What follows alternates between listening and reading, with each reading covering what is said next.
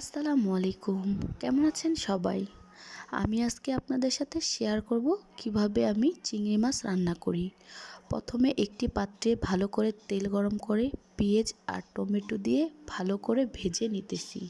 তারপর এখানে হালকা মরিচের গুঁড়া দিয়ে আমি সুন্দর করে নেড়েচেড়ে দিচ্ছি। তারপর এর মধ্যে হালকা হলুদের গুঁড়াও দিয়ে নিচ্ছি। হলুদের গুঁড়া দিয়ে ভালো করে নেড়েচেড়ে এখন একটু এর মধ্যে দিয়ে দিব চিনি দিলে আমার কাছে মনে হয় স্বাদটা একটু বেড়ে যায়।